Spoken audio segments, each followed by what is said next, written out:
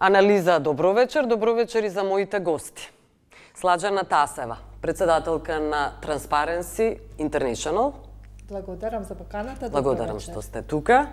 Имате неодложни обврски и после рекламите нема да бидете тука, но сепак. Ви благодарам за разбирањето. Се разбира. Но сепак моите гости после ќе доминираат тие. Снежана Камиловска-Трповска, МЦМС. Добро вечер. Добро вечер. Давид Тасевски, Квир. Добро вечер. Добро вечер. И Александра Цветановска, Мрежа за заштита на дискриминација. Од дискриминација. Од дискриминација. Благодарам. Да. Не треба да се заштитува дискриминацијата, но ќе говориме за тоа и таа е заштитена. И ќе говориме, таква беше и најавата, дека партиите го имаат главниот збор околу дискриминацијата, корупцијата и бирање на такви членови на комисиите, но имаме една нова вест, важна прилично. Фатиме Фетај, дисквалификувана како кандидат за државен обвинител, не поминале незините документи, таа протестира и прашува како е можно да сум воопшто обвинител, без валидни документи, како е можно да поминале на строга контрола во собранието, прашува, а Советот ги прогласи за некомплетни и практично ја дисквалификуваше. Сега таа бара од останатите кандидати да ги покажат нивните документи, дека владеат со мајчин јазик, тоа што не за го бараат, и деловна способност за работа. Тасева, може од вас.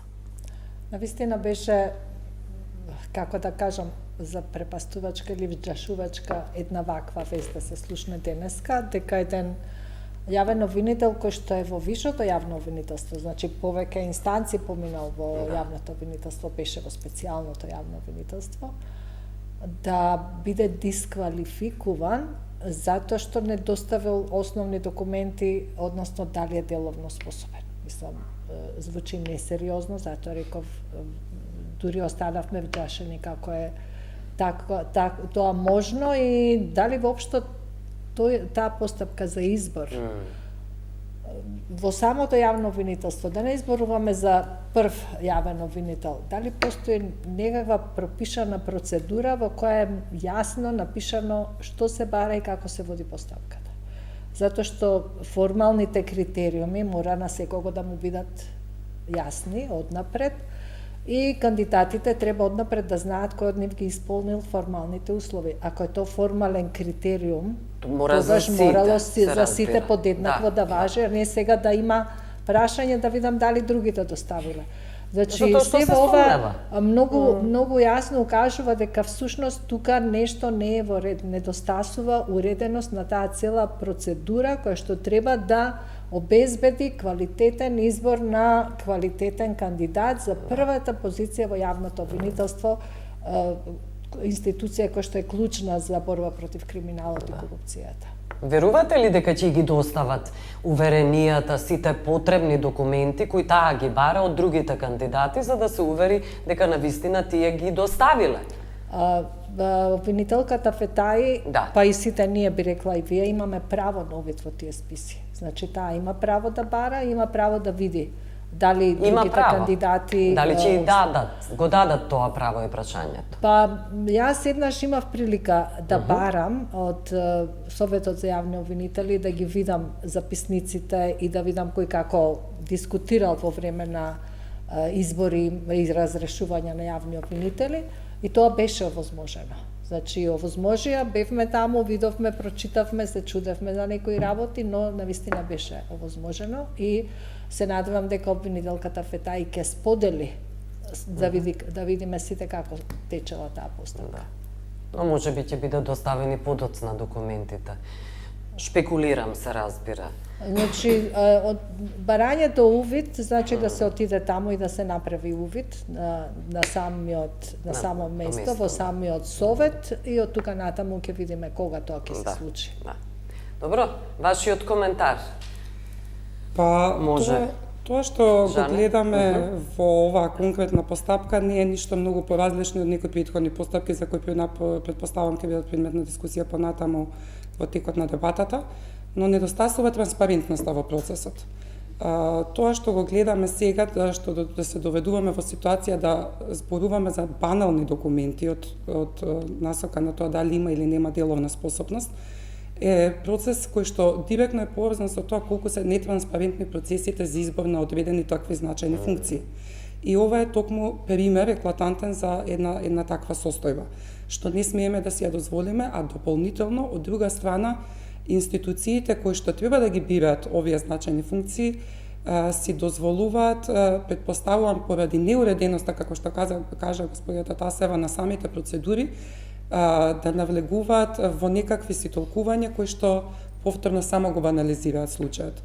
Доколку се тие процеси транспарентни и целосно уредени, ние ова денеска немаше да го имаме. Во кој смисол барате транспарентност?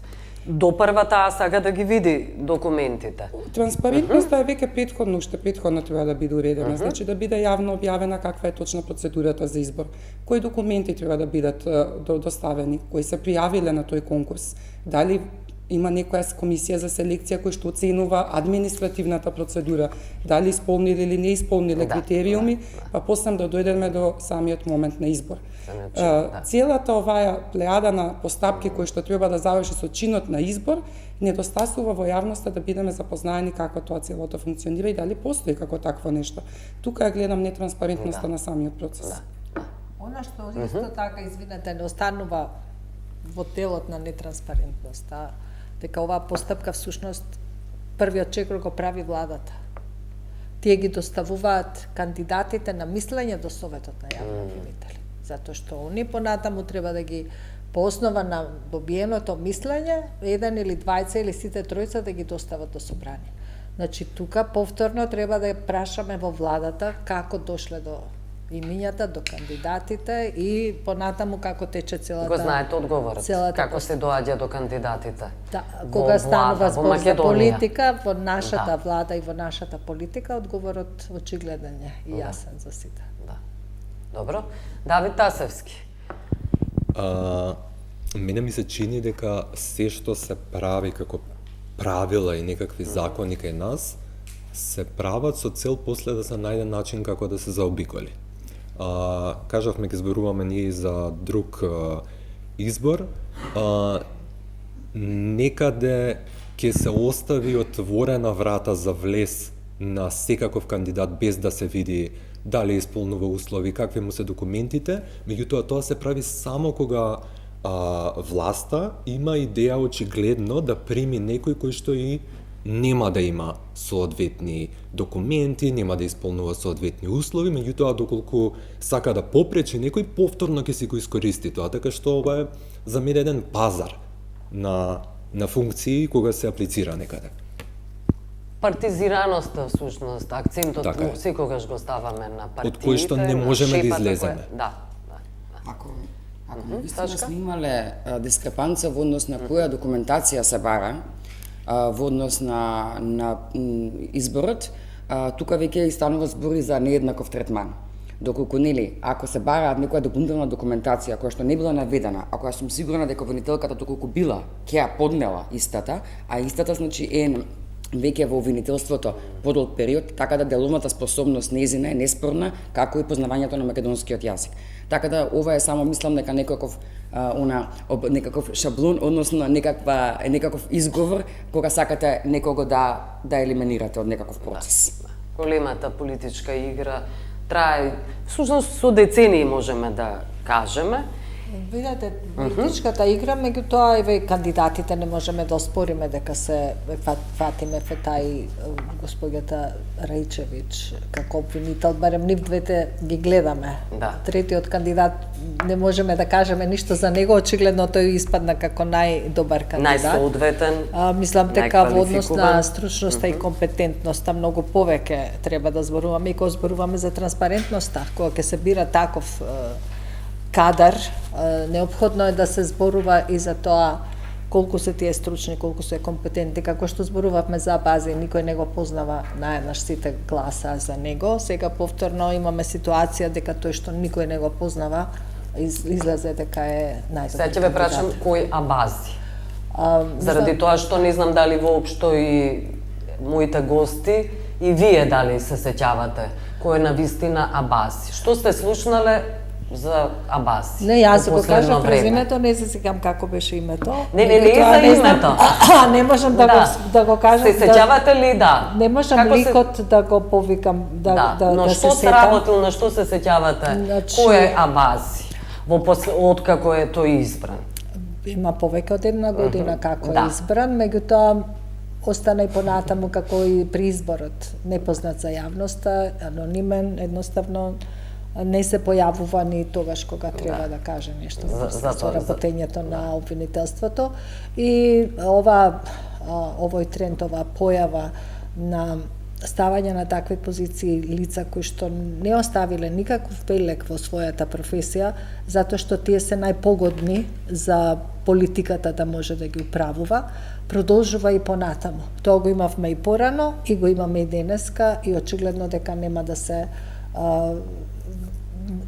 да се променат работите. Да. И ако ми дозволите, ова денеска и самата дискусија сега во моментов што ја имаме, на некој начин не дефокусира од квалитетите на кандидатите, наместо да дискутираме за нивните квалитети, ние дискутираме за процедурални пропусти кои што доведуваат до одреден избор. Ние не се фокусираме на тоа што тој ќе сработи, на таа одредена функција, одреденото лице, ние се фокусираме на проблемите во процедурите и во постапките и политизирањето на самите, партизирањето на самите процеси и на крај забораваме дека позади тие ликови стои одредена биографија, која што треба да биде релевантна за нивниот избор, а не нивната деловна способност или познавањето на мајчиниот јазик. Жана, ако ми дозволиш, иако постапките ни се уредени. Значи, постапките ни се уредени, но ние пак заглавуваме во изборот. Заради тоа Не, што овде- позади овде кандидатите стои постапката не е политичка партија. Ама во повеќето, например, еве, зборуваме за членови на Комисијата за заштита од дискриминација. Таму ние постапката сосема уредена, значи знаеме кој согласно законот кои услови треба да исполнуваат кандидатите, на кој начин се бираат и какви компетенции треба да имаат. Ние го забиколуваме целиот процес и ние широко го тълкуваме законот. Успеавме ние кога го пишувавме законот за спречување на корупција да воспоставиме таму една многу поинаква процедура која што ги има сите овие елементи на транспарентност и за проверка на компетенцијата на кандидатите и на тоа кој колку може и знае во областа на борба против корупцијата. Учествувавме и ние во тој избор и во првиот и во вториот состав, но сепак гледаме дека и таму може и покрај тоа кога ќе предвидиш сите чекори во една транспарентна, добро предвидена постапка, дека сепак може да се влијае во бодувањето на кандидатите за да се стават на површина оние што се попогодни. И тука би дополнила, ќе се навратам наназад кога се подготвуваше законот за спречување на корупција и судебни интереси во тоа време 2018 година, кога идејата беше начинот на избор на кандидатите на членовите на Државната комисија за спречување на корупција да биде пренесен и во изборот на другите такви независни тела.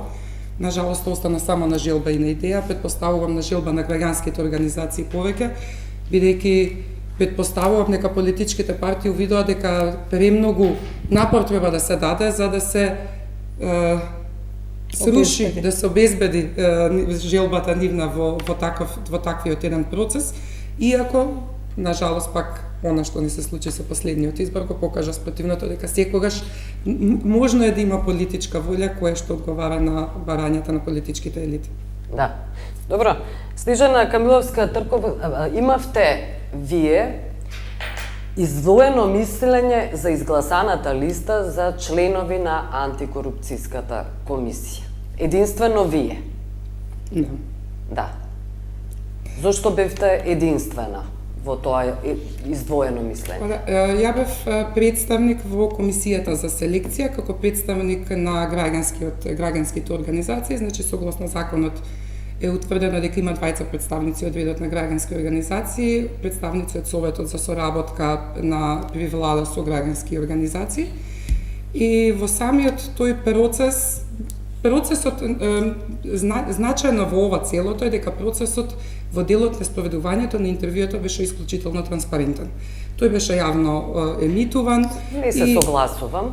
Беше јавно емитуван. Кога беше јавно емитуван? По спроведувањето на интервјуата, можеше точно. во живо да оди целата процедура. Имаше дебата како ќе се спроведува и при првиот избор пред 5 години и сега се дискутираше како ќе се емитуваат во насока да на кандидатите кои што ќе бидат во вториот, третиот или понатаму зависи нели од бројот на кандидатите колку дена ќе има, за да не бидат на некој начин во предност на они од првиот ден, да не бидат запознаени на некој начин со прашањата, се утврди дека ќе бидат емитувани поствестум по завршувањето веднаш на самите интервјуи. Херинзи во Британија и во Соединетите Американски држави, во зрелите демократи имаме во живо.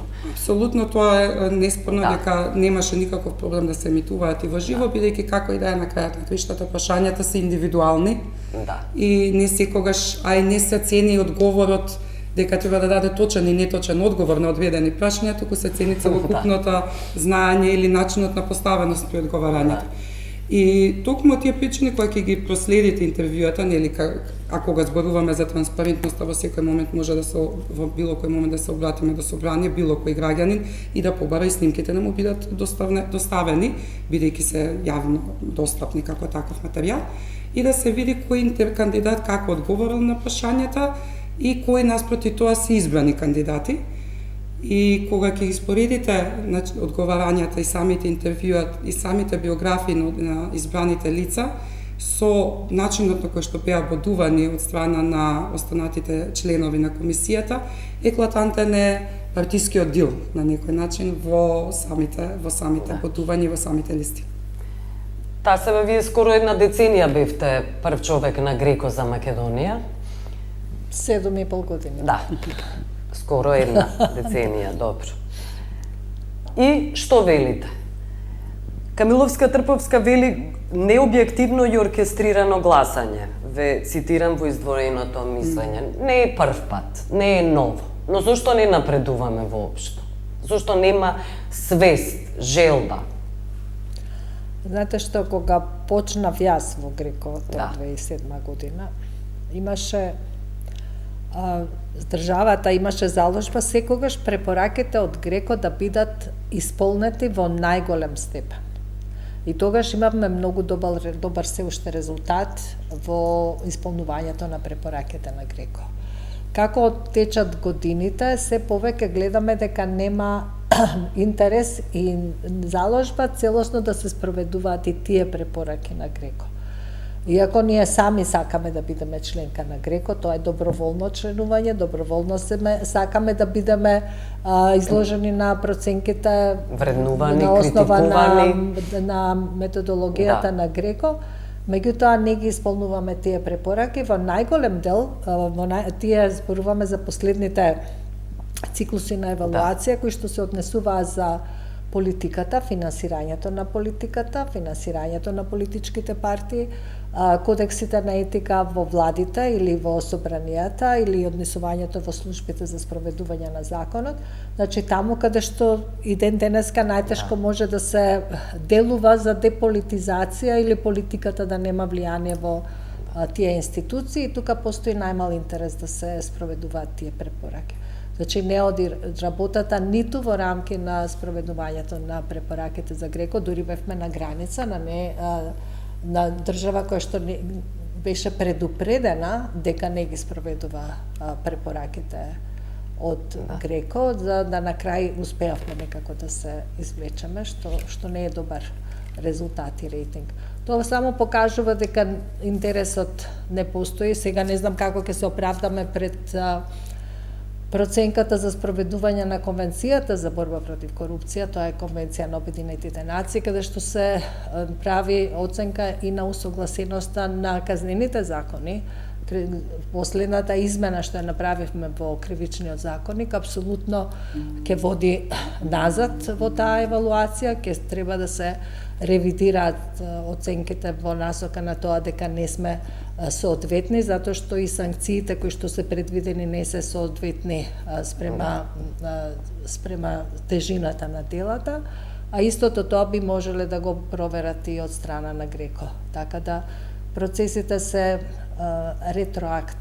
ретроградни и реверзибилни. Нема кај нас постојаност во она што сме го достигнале, па да се надградуваме, туку И да се постојано напредува. се враќаме назад. Да, се назадува. Би сакала тука да дополнам конкретно со еден конкретен пример во однос на тоа како некои препораки од Греко проформа на некој начин и само ги спроведуваме, колку да се штикливе, а тоа е примерот законот за лобирање, кој што по барање на Греко, една од препораките на Греко беше да се унапреди правната рамка за лобирањето, имајќи во предвид дека имавме актуелен во тоа време закон за лобирање, разбирањето беше дека мора да имаме нов закон за лобирање и под никоја немаше можност за преговарање или размислување дека состојбата не мора по дефолт да се реши со нов закон. Дека треба да постојат и други правни механизми кои што можат да подпомогнат за да се унапреди самата состојба. Не, ние повторно решивме да одиме со креирање на ново законско решение. Законот за лобирање на сила рече си 2 години, година и пол. Во моментов ние немаме регистрирано ниту еден лобист. Законот постои само како празно слово на хартија, а од друга страна, ќе ве вратам назад кога беше случајот со коридорите, кога имавме јавна одговорница на влада, е искажан став дека имале средба владата со компанијата, каде што компанијата им предложила за да имаат заеднички проект за градење на самите коридори, што по дефиниција на законот е лобирање, но нигде тоа не е евидентирано. Така да имаме и такви состојби кога, ете, ние проформа го имаме, можеме да чекираме дека законот е донесен, но повторно се враќаме на тоа како нешто се имплементираат. Како и етичкиот кодекс. И во Греко е нотирано во извештајот, последниот извештај. Секаде во сите извештаи стои Ниту еден функционер не одговара. дека не ни од имплементацијата. Да. Ние ги имаме работите на хартија, иако сега веќе со измена на законите се вративме многу назад, меѓутоа со имплементација сме многу лоши, впрочем се гледа тоа и во делот на борбата против криминалот, статистиката само некој да ја погледне, ќе видиме дека ние немаме таму резултати. Да. Никако. Добро. Околу мрежата за заштита од дискриминација, тоа беше и нели пред една недела, веќе најавивте представка, не пред една недела, пред неколку дена, до Уставниот суд за начинот за избор на членови на Комисија за спречување и заштита на дискриминација. Да, за жал ние кажавме уште огласот кога се објави за избор на нови членови, беше за избор на 4 нови члена на Комисијата за заштита од дискриминација, кој што и самиот оглас не беше во согласно со законот. Зошто? Затоа што согласно законот требаше да се изберат 4 члена кои што се со мандат од 5 години. Наспроти тоа, значи, собранието го распиша огласот со 3 члена со 5 години и 1 член година и 2 месеци. Имено лицето кое што уствари го надополнува, треба да согласно законот да го продолжи мандатот, поминати се повеќе од година и 2 месеци, така да тој мандат треба да се третира како истече. Да. Ние укажавме на тоа, не бевме слушнати, иако како мрежа укажавме на Зошто дека бевме треба слушнати? да има промена. И за потоа се објави нели огласот, се пријавија 24 кандидати, 23 беа на пред собранието има излагање јавно и беа предложени 4 кандидати од тие кои што се уште не се избрани од страна на собранието, но ја имаме таа предлог листа. Сега имаме нова реакција, имавме како мрежа затоа што една од кандидатките која што е со мрежата за дискриминација и е даден мандатот од 1 година и 2 месеци, кој што нели како што кажав, не сметавме дека воопшто треба да биде даден, туку требаше 5 години да се распише и оваа комисија е во моментот оценета и од чисто меѓународни тела е оценета како позитивен пример на едно независно тело. Но сега ние се враќаме чекори назад. И ова тело, во ова тело пробуваме односно собранието да именува лица кои што не ги поседуваат компетенциите согласно законот. Значи таму е јасно наведено во член 16 дека за да бидете комесар во комисијата треба да имате 7 години искуство во областта на човековите права, а 5 години во областта на недискриминацијата. Тоа се толку јасни критериуми кои што треба да се бидат нели почитувани. Затоа што ние се сметаме дека собранието треба да го толкува правилно законот. 2 години работевме на законот и пробавме навистина да донесеме на јасна процедура на како кои треба лица да бидат во таа комисија, како стручно тело. Затоа што во минатото оваа комисија почна да работи уште од 2010 година, кога се донесе првиот закон за заштита од дискриминација. Но тогаш беше непрофесионално тело. Односно си работеа комесарите на друго место, а овој беше како плюс.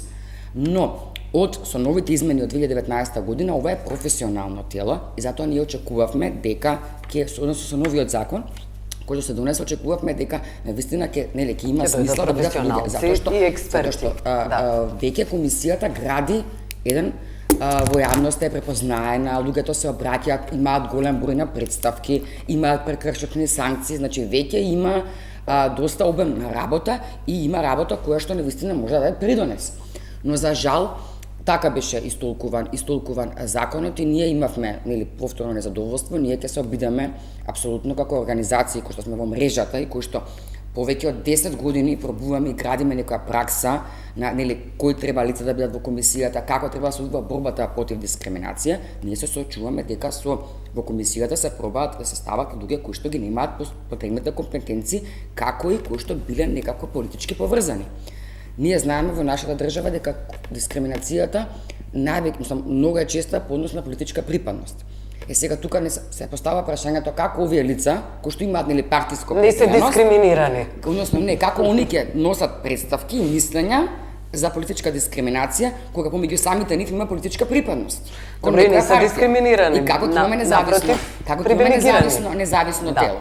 Така да навистина тука се отвараат доста прашања за изборот, дополнително што во самиот закон е наведено дека составот на комисијата треба да го одразува различностите во општеството. Сега ние различности во општеството и ние имавме кандидати кои што беа со попреченост, кои што ги исполнува условите. За жал не беа избрани тие кандидати. Односно не се на предлог листата па да бидат избрани во собранието. Имаме кандидати кои што кандидатки, имаме некоја родова балансирана учество. И тоа не се запази, согласно тоа треба да бидат 3 жени во комисијата. За жал и тоа не беше запазено, така да скалилата одат надоле, но тука нема ние не остануваме секако на тоа, туку ќе се обидеме сите механизми што може да се искористат, затоа што нас не значи ова тело. Како организации, граѓански организации, кои што луѓето ги упатуваме, поднесете представки, имате независно тело и така натака, навистина сега сме ставени во една ситуација се запрашаме колку ќе можат луѓето кои што сепак ќе кажам, значи дел од луѓето кои што се на предлог листата дадат некаков придонес во борбата против дискриминација. Да. Добро, Давид Тасевски, представката до Уставниот суд што значи? Дали воопшто нешто значи во оваа држава представка? Јас не мислам дека во оваа држава воопшто нешто значи, заради тоа што сметам дека се во прилог на тоа како им одговара на политичарите. Сакам да се навратам на она што го кажа Александра. Во законот е ставено дека членовите на комисијата треба да ја одразуваат разноликоста на општеството. Ние, освен по етничка припадност, се уште немаме пораснато за да сватиме дека имаме разноликост и по други основи помеѓу граѓаните. Спомна исто така Александра за дека имаше лица со посебни потреби. Не само солидно искуство. Јас ке си дозволам заради тоа што баш разговаравме на телефон пред да дојдам тука во емисија, Елена Кочевска аплицира 4 пати. Она е 20 години работи во област на лица со попреченост, самата е лица со попреченост. 4 пати трпеливо аплицира и не ја примаат како член на комисијата. Зошто е елиминирана? Треба да ни дадат одговор, заради тоа што... Добро, 4 пати, велите. Да. Од оваа комисија, од овој избор сега, мене ми е непријатно што не доведуваат во позиција ние сега да зборуваме за кандидатите, меѓутоа една од кандидатките на интервјуто кажа нема да бидам точен на збор до збор, меѓутоа беше нешто од прилика да не се разбирам премногу, ама ќе се потрудам да направам нешто во врска со тоа. Сега Знаете, имаме кандидати кои што ние нарочно аплициравме повеќе луѓе од граѓанскиот сектор, заради тоа што знаеме дека ги исполнуваме и како условите и дека имаме искуство во областа. Јас и мојата организација имаме добиено 39 представки пред комисијата. И ги знаеме точно сите предизвици со кои што се соочува народот кога поднесува представки. Меѓутоа, фактичката состојба е дека треба да се член на политичка партија, дека требало да имаш нешто сработено очигледно во минатото за некоја политичка партија, за они да ти дадат тебе некакво место во иднина. Вие не го знаевте тоа? Го Тоа е знаеме. нешто за изненадување за вас. Не, меѓутоа, постојано го тестираме системот. Ние Се разбира. Да. ги поднесувавме представките, ги почнавме да ги поднесуваме со цел да ја тестираме, да го тестираме новиот состав на комисијата, дали почна да работи во име на граѓаните и се укажа дека заштита. работи. Се укажа дека работи, да. Значи, Меѓутоа, со комисијата- новиот избор ние повторно ставаме, ја уништуваме таа комисија, за да ја донесеме до моментот да не работи. Јас ќе си дозволам уште една критика да кажам за народниот правобранител. Мене ми се чини дека за одредени случаи народниот правобранител исто така не сака да постапува. Цело време формираме нови институции за да ја завршат работата на оние институции кои што не функционираат. Исто беше и со СЈО. Да. Беше формирано заради тоа што народот немаше доверба во основното јавно обвинителство. И ние цело време формираме паралелни институции кои што на крај сами некако си ги уништуваме и или ќе останат со партиски кадри или подоцна од која ќе се потрошат буџетски пари, ќе бидат згаснати. Ке ми дозволите да направам аналогија на изборот. Добро, само да докаже, да објасни одредени случаи кои не ги покренува омбудсманот. Може ли попрецизно Јас не мислам дека да кажете? им е баш пријатно кога добиваат случаи кои што ги поднесуваат ЛГБТ луѓето. Говориме за омбудсманот. да. Да. И кои се нивните образложенија, какви се нивните реакции, ги фрлаат во корпа, ги ставаат во фиока. Не знам што прават, меѓутоа од онај што го дискутираме, на настани јас не добивам впечаток дека тие се подготвени да постапуваат за вакви случаи. Сега имаме комисијата која што единствено тело кое што даде правда на ЛГБТ луѓето и се најдовме на мета од антиродовите групи, да не забравиме, со ширење лажни вести за мене, за колеги, заради тоа што комисијата постапува. Значи, ние сакаме сите тела кои што се наменети да делат правда во државава, уствари да не ја делат правдата и само да излегуваме чисто онака да кажеме дека сакаме правда, ама ете во државата нема правда, уствари изгледа како никој да не сака да се потруди за некаква правна држава. Да. Да. Камиловска, да. Многу е слична аналогијата на начинот на избор на оваа комисија за антидискриминација и за антикорупција и очигледен е истиот принцип. Значи имаме комисии кои што се покажале во својот претходен досегашен мандат како цврсти комисии кои што добро си ја сработуваат својата работа и се оценети позитивно од меѓународна заедница, конкретно тоа се случува и со ДКСК, со антикорупцијска комисија, каде што е единствена, да кажеме, ете некоја посветла точка во борбата со корупција, против корупцијата, односно од институциите кои што треба да соработуваат на тоа поле. И повторно се враќаме на ова истото, кој тип на лица беа избрани и нивните компетенции за да бидат во потесен избор и да бидат како такви избрани, со тоа што овдека веќе направен изборот и таа комисијата, за сметка овдека во антидискриминација да се надеваме дека ќе има некакво позитивно поместување согласно очекувањата и барањата, но знаете, останува тоа дека повторно ние граѓанските организации ќе бидеме тие што ќе треба да соработуваат со овие институции, ќе треба да се најде начин на кој што ќе се делува за нивно јакнење, институционално градење на самите институции, а дополнително од друга страна треба да се види колку тие истите ќе бидат во друга страна спремни да соработуваат сега во овој мандат со самиот граѓански сектор и треба да бидат свесни дека ќе бидат под будно око на граѓанскиот сектор и на јавноста и дека ќе се следи нивната работа и дека нивните очекувања ќе бидат дека ќе ги надградат работата на досегашните комисии, а не да се вратиме ретроградно во некои состојби кои што не би сакале. Жале само да се надоврзам на тебе. Да, тука е секако ние нели ќе ги тестираме, затоа што и на некој начин и со тоа ја подобруваме нивната работа, но мене ми е навистина жал што не сме слушнати. Единствено, значи, што еве и за кривичниот законник се спомна, апелиравме како организации да не биде донесен и што се ќе донесе, односно какво застарување на предметите, апсолутна застареност. Еве сега апелираме до собранието, апелиравме за огласот, сега апелираме за изборот, така да навистина сметам дека треба малку посериозно да се свати ставот на граѓанските организации. Значи, ние сме сепак организации кои што имаме долгогодишна пракса. Имаме не сам успешно спроведени проекти, но имаме навистина и близок контакт со граѓаните. И треба нашата експертиза да се искористи во насока на подобрување на работата. А не да се земеме како дека ние критикуваме или пак нели во јавност излегуваме само едноставно, значи кога укажуваме дека има не дека некаков недостаток, дека треба да се подобри или да се промени, треба да биде слушнат нашиот глас. Борбата за демократизација и функционирање на воопшто на демократијата на државата. Но одиме сега со реклами прво. Станете со нас. Се враќаме во анализа. Што вели Давид Тасевски? Ние сме, така не доживуваат, така не толкуваат непријатели на народот, на државата. Так. Вие, невладините организации.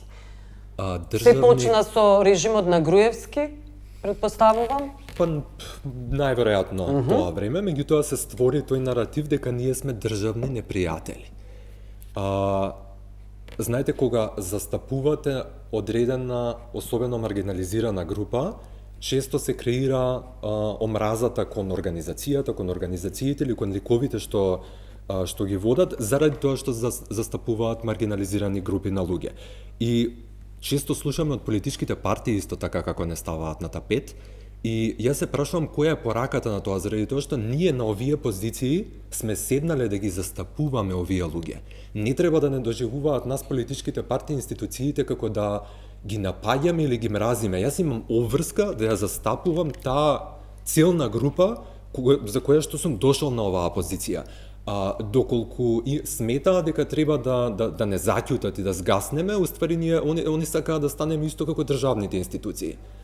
Да кренеме рацете и нека тече работата у слободен пат, па што ќе се случува, меѓутоа само да не зборуваме и да не критикуваме. Да, добро. Државни непријатели, Камиловска, Цветановска, дали така и вие се чувствувате? Видете, граѓанските организации треба, односно може би ќе бидаме построга мора да бидат партнер на државните институции. Најголем критичар, посекако, партнер. Посекако и тоа е дефиницијата. И тоа таа позитивна критика поникако не треба да биде сватена на толков начин негативно, затоа што не е целта некого да искараме со прстот дека не ја сработил работата, туку да укажеме како нештата може да се направат подобро и што е тоа што ќе допринесе за некакви состојби да бидат во насока на зголемување на демократијата, владењето на правото, конкретно во тоа што ние го работиме борбата против корупцијата. Постои состојби во кога за одредени прашања сме партнери за одредени политики, но за жал постојат и онакви состојби каде што тотално сме исклучени од процесите. И тука можеме да го спомнеме еве процесот за реорганизација на државната управа, каде што нели на големо се спрема како ќе изгледаат новата државна управа, министерствата како ќе функционираат и слично, каде што целосно граѓанскиот сектор беше изземен од тој процес. Со кривичниот законник. Како со кривичниот законник, како почеток на одредени постапки како што е предлог законот за конфискација на имот во граѓанска постапка, каде во последна фаза беше вклучен граѓанскиот сектор и каде одредени организации излеговме од процесот како платформа за борба против корупција, понатаму и Blueprint групата, така да сето тоа доведува да се запрашаме колку партнерството е реално и искрено и дали сме тука само проформа или пак гледаме дека реално се цени ставот и мислењето на граѓанскиот сектор. И овдека не зборуваме само за конкретно еве областите кои што ние во моментов тука ги застапуваме, борба против корупција, антидискриминација, туку од оние анализи кои што ги прави МЦМС гледаме дека во делот на овозможувачката околина на граѓанското општество очигледно е уназадувањето во делот на соработката на државата, пред се владата со граѓанските организации. Да не забораваме дека постои совет за соработка на влада со граѓански организации кои што е веќе скоро 2 години е во бојкот и на кој што за жалост и покрај испратените неколку пати барања за средба со премиерот не сме добиле никаков одговор на таквите барања и на жалост еве после скоро 2 години таква средба не е реализирана и треба да се запрашаме колку тогаш реално се цени граѓанскиот сектор ако се дозволува советот кој што треба да биде таму за да унапреди таа соработка и после 2 години е нефункционален. Жале се баска се надоврзам и во однос на веќе го спомна советот. Да, во голем дел ние сме партнери со државните органи и сме повикани да дадеме некаков суштински придонес. Во дел и не сме, како што беше кривичниот законник, законот за конфискација, каде што за важни закони, каде што кажавме дека не во фазата на вклучување и кога ќе ви даде простор да дадете некаков суштински придонес. Нели секако и тоа е важно да не бидете вклучени само про форма, колку еве нели ги видите граѓански организации, но и во голем дел и нашите придонеси се земаат во обзир. Особено каде што можеме навистина да дадеме некаков инпут во голем дел, особено и препораките кои што ги даваме. Советот и сепак тука и она кој што многу организации останаа и без буџетски средства согласно распределбата на државните финансии во однос на граѓанскиот сектор, каде што многу организации останаа без нивните сервисни услуги. Така да и тука навистина треба да се поработи советот да се активира нели во бојкот веќе 2 години затоа што мислам дека навистина граѓанскиот сектор може да даде многу голем придонес. Тој е срцта на едно демократско општество по дефиниција на демократија. Видете, ние имаме состојба во која што години наназад бараме реформа на државното финансирање на граѓанските организации и на жалост сето тоа стоеше години наназад. Еве имаме некакво поместување со тоа што се активна работна група за закон за здруженија и фондации постои, но гледаме дека тој модел на државно финансирање, со креирањето на самиот модел, не иде туку така глатко и на жалост мислам дека институциите немаат волја да направат некакво позитивно преместување кон целиот тој процес.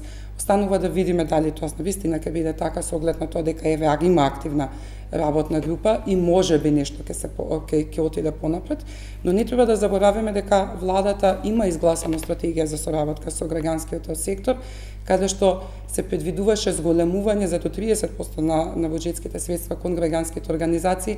На жалост ние гледаме намалување, а и начинот на кој што се пренесоа финансирањето на граѓанските организации од Генерален секретаријат во Министерството за политички систем, без никако да биде консултиран Советот за соработка кој што беше централен орган во начинот на кој што се правеа тие распределби, е само уште еден податок дека не толку е значајно можеби ова прашање за државните институции. Па и не, за нив не е воопшто значајно, заради тоа и не функционира ниту Советот, не сте имале и 2 години средба, иако сте барале со премиерот. Се извинам, Тасевски, сакавте да се вклучите. Само сакам да го исто, да го отвориме, да го поедноставиме моментот кога викаме финансирање. Финансирање на граѓанските организации се пари наменети за народот. И често ова исто така се злоупотребува, дека парите за граѓанските организации не знам каде оделе, тоа се пари наменети за народот, меѓутоа гледаме од државата дека секогаш пари за народот нема. Ние во ова студио имавме еден градоначалник кој што викаше дека не го личи со Шкода да се вози и имаше купено автомобил од не знам 60 или 70 илјади евра заради тоа што Шкодата може да го остави на пата, нова Шкода.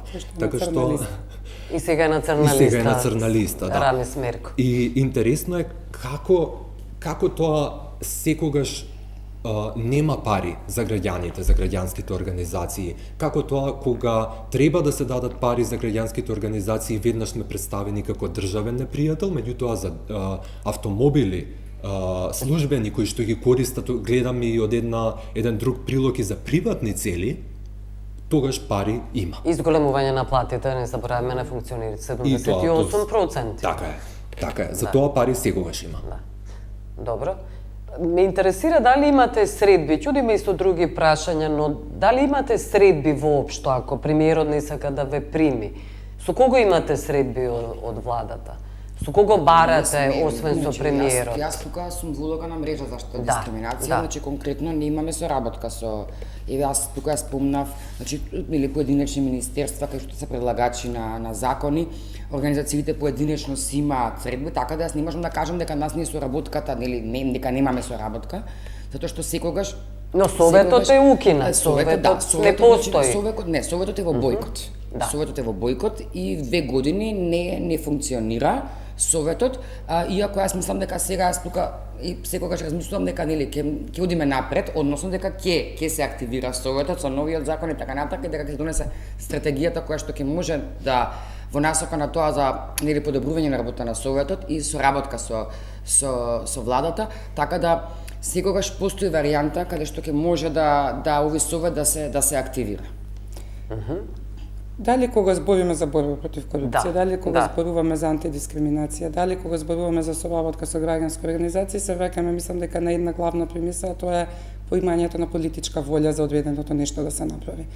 Разговарате ли со политичарите, со функционерите? Конкретно еве кога зборуваме за борба против корупција, постои одредена соработка секако со институции кои што се спремни да соработуваат со граѓанските организации. Тука посекако можеме да спомнеме Државната комисија за спречување на корупција, вице-премиерката за добро управување, има редовни состаноци со платформата за борба против корупција, така да постојат некакви механизми. Состаноци, добро, во ред. Но затоа велам, многу е позначајно какви ќе бидат понатаму исходите и колку е тоа реална соработка, а колку некојаш само се завршува со проформа, односно на хартија.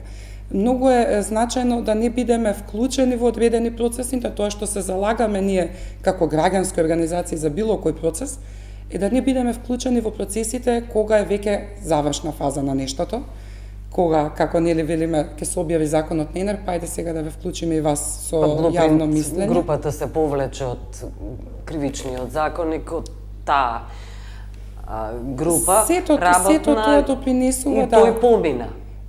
И нештата, затоа велам дека треба да постои политичка волја. Едната е политичка волја за соработка, другата е политичката волја помеѓу самите партиски чинители и политички чинители, кои што најверојатно таа е поизразена. Тоа ве прашувам, дали разговарате за нивната, ги прашувате ли, ги отворате ли тие важни прашања за политичката волја дека не постои?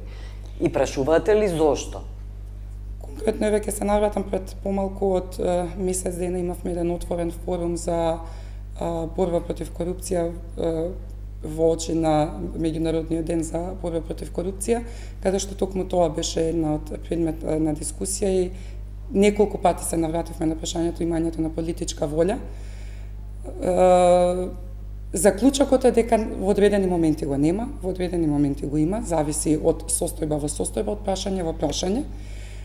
Но очигледно е дека политичката волја пренабрегнува кон начинот на кој што може да се договорат политичките партии помеѓу себе, него кон решавање на системски прашања кои што би значеле одредено подобрување во делот на владење на право. Не, зошто не имате отворени средби, разговори, состаноци со политичките представници на највисоките политичари? Да го објаснат нивниот однос на игнорирање. Некако се начина на тема на следење на спроведувањето. Јас сега нели ни предстојат оваа година избори, така да ние како мрежа сакаме и да видиме во однос на оној наратив на политичарите, дали ќе имаме родови стереотипи, каков ќе биде наративот, токму поради тоа што сега сме веќе оваа година забележавме многу големи родови стереотипи, особено во јавноста каде што излегуваа свештени лица кои што нели имаа изјави кои што навистина беа се косат со правото на еднаквост.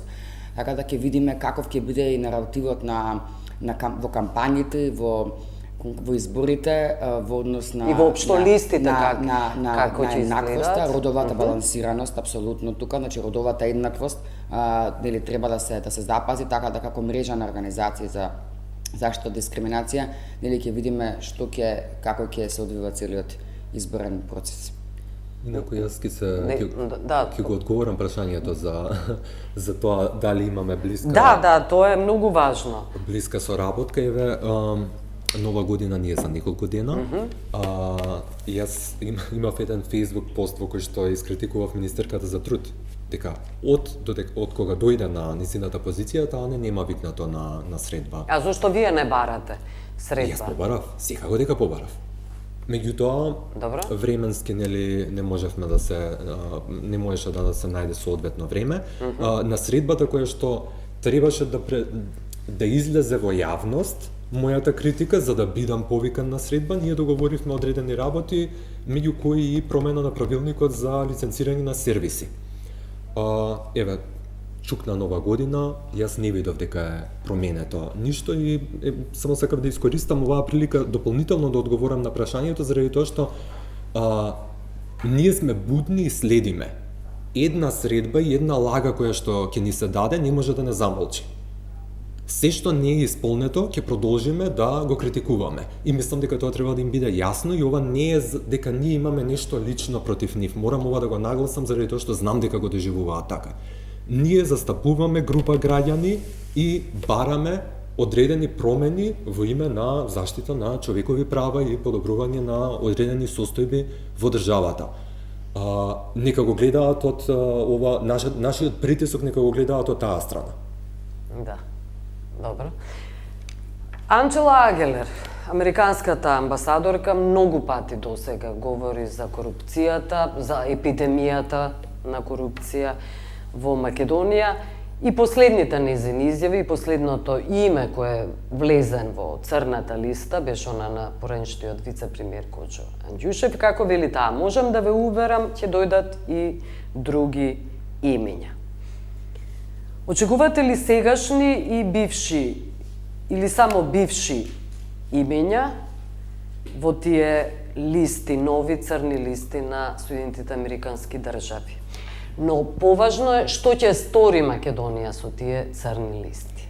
Тоа ќе ми беше дел од почетокот на одговорот, дека не е толку битно можеби кој следен ќе се најде на црната листа, туку што ние ќе превземеме во однос на внатрешно како ќе ги продолжиме постапките кон оние лица за кои што нема да констатираме дека се корумпирани, туку ќе кажеме дека постојат сомнежи за сторување на корупција. И ќе почнат некакви истраги конечно. Тука е она што потврламе. И делот можеби од она што во досегашната дискусија ние некако до сега цело време се осврнавме во дискусијата пред се на владата, но забораваме дека правосудните органи играат многу значајна улога во целите овие процеси, а гледаме дека целосно потврлаат во начинот на кој што ги имплементираат самото законодавство. И она што јас би сакала лично да го видам е да ја видам некаква разрешница без разлика со целосно почитување на пресумпцијата на невиност на сите тие лица кои што се поставени на црната листа, да видиме некаква правосудна разрешница за било кој од тие лица. Бидејќи самото поставување на одредена поставување на меѓународната заедница на стубот на срамот на одредени лица, а од друга страна непревземањето на државните институции одредени соодветни постапки го доведува до прашање и ја доведува во прашање состојбата кај граѓаните за продолжување на апатијата поврзана со борбата против корупцијата, односно давањето на опција и укажувањето на граѓаните дека на крај испаѓа позитивно да се подобро да се стори некакво коруптивно дело, него нистото да се превенира. И да не забораваме дека тоа се поклопува и со сите анализи кои што се спроведуваат во однос на проценка на корупција. Бидејќи согласно последните анализи кои што ги имаме направено, на секој трети граѓанин му било побарано да стори некакво коруптивно дело, секој четврти граѓанин го сторил истото. Во превод, 400.000 граѓани биле некако вклучени во коруптивно дело, а за сметка на тоа имаме само 98 правосилни судски пресуди од корпусот на на кривични дела поврзани со корупција. Да. Тоа се 0,0% кои што значи се незначителни дори да се спомнуваат. Ние со промените на кривичниот законник ја озаконивме хроничната неказнивост. И корупцијата. Да, и со тоа што значи што и знаеме какава беше довербата во правосудството и во правосудните органи, сега апсолутно мислам дека ќе има раст. Со промените ние нели гледаме веќе како застаруваат кривичните дела, така да со самото тоа, со тие чекори кои што се направија, ние ќе имаме пораст на секое ниво. Денеска исто го имаме, мислам дека е вредно да се спомне Застарувањето на 2014? Корекцијата на оценките. Аха, добро. Ние имаме генерално отсуство на срам, отсуство на лична одговорност. Да нешто такво поминува секојдневно. Ние имаме можеби секоја недела еден поголем скандал од таков тип кај што некој ја злоупотребува својата положба и нема никаква одговорност. Не гледаме одговорност. Добро. Грковска најавува закон кој се однесува токму на црната листа, се однесува на лица кои веќе се на црната листа и нема да може да обавуваат во иднина функции. Но времето прави тик-так на Грковска. Ние сме сега пред избори практично. Каков е тој закон пред избори? Ја би се навратила на претходните одговори, каде што спомнавме дека многу е битно во кој дел од процесот ќе бидат вклучени граѓанските организации за да можеме да го коментираме истиот закон. И се надевам дека нема да имаме состојба во која што ќе бидеме повторно славени во последната фаза на изготвен текст на предлог текст на закон, само да дадеме некои сувопарни коментари номотехнички кои што ќе би биле повеќе од номотехничка природа. Точно, времето истекува, треба да бидеме реални дека до крајот на јануари би имале активна влада која што, нели, доколку се распишат изборите како што е планирано, до крајот на јануари би можеле да шпекулираме, да играме со можни било какви превзимање на активности од страна на оваа конкретна влада. Секако, како идеја, може да биде позитивна, но додека не го видиме што тоа би представувало како текст, мислам дека би било излишно во моментов така да дискутираме што би било, кад би било, кога не ја знаеме содржината и што таа идеја би било, како таа идеја би било преточена во текст на закон. Зошто до сега? Примена, да видиме како во пракса како ќе се. И ако да бидеме реални и моменталниот закон за спречување на корупција и судебни интереси овозможува правни механизми кои што ќе оневозможат било какви лица кои што се поврзани со сторена корупција да обавуваат некакви други функции, но тоа повторно се навраќаме на тоа како ние ги имплементираме нештата и како имплементираме правната рамка. Не е само да се создаде ново законско решение. Приоптерувањето на правната рамка некогаш е негативна, не секогаш е позитивна. Имањето на 10 закони наместо да се има еден суштински конкретен и да се гледа суштината и целта на законот може да е многу полошо него ова со кое што ние се трудиме да ставиме закон врз закон и со тоа само да го приоптовариме правниот систем. Еве го законот за заштита дискриминација, еден закон со јасни критериуми, со јасни чинови, јасна постапка и така натака. Мислам дека навистина ви да го читате толку е јасно напишан и толку макотрпно работевме на него, но еве од страна на оние кои што го донесоа, погрешно е толкуван во пракса. Ова само што го кажа е многу добро. Ние постојано измислуваме нови закони заради тоа што не ги почитуваме постоечките. Не дека не може одредени закони, со одредени закони да се казни одреден човек кој што ќе прекрши закон, меѓутоа за да не го казниме ние викаме ама со овој закон не е добар, ќе смислиме нов, па со новиот ќе го казниме. И затоа има постојано менување на закони, не е дека законите и вакви какви што се не даваат можност за некој да сноси одговорност. Да, но културата на неказнивост живее во оваа, царува во оваа држава. Добро, на крај сме само околу Билјана Ивановска од ДКС кај вашата загриженост каква ќе биде сега комисијата. Таа говори дека околу Кочо Андјушев и не само тој случај многу пати предупредувала, соопштувала, алармирала конфликт на интереси, но никој не ја слушал. Што предпоставувате, како гледате на следната и комисијата за корупција, антикорупција и за дискриминација? Вака ли ќе се однесуваат овие комисии? Тоа беше еден од најголемите проблеми на сегашната комисија, не соработката со останатите државни институции, како нели ако се сеќавате го имавме случајот со јавното обвинителство, кога народски кажано им се скара и рекоа дека веќе нема да соработуваат, а наспроти тоа согласно законот имаат обврска да соработуваат едни со други, па таквото банализирање на некои процеси на несоработка, бидејќи не постои соодветна комуникација помеѓу двете институции, не треба да се случува во иднина, но тоа што ќе биде значајно за наредната антикорупцијска комисија е тоа дека ќе треба да го итекако надградат тоа што го остави оваа антикорупцијска комисија. Ќе треба да прикажат пред се поголема имплементација на националната стратегија за борба против корупција, која што ако се сеќавате, имаме во првата година 20%, во втората година само 10% на имплементација. Ќе треба да покажат многу поголеми резултати. Ќе треба да покажат примери каде што нивните барања за покривање на кривична постапка од страна на јавното обвинителство ќе бидат процесуирани, ќе се унапреди таа соработка.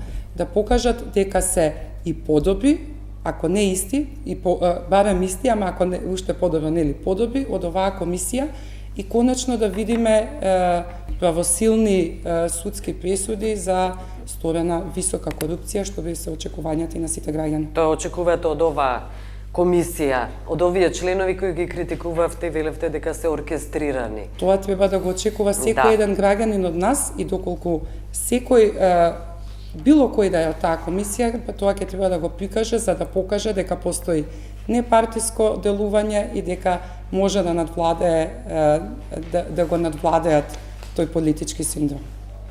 За среќа комисијата за заштита дискриминација има некоја во првите години, односно на функционирањето со новиот закон, за токму за да се запази на институционална меморија на комисијата, веќе тројца членови се во комисијата, така да ова е изборот за новите членови.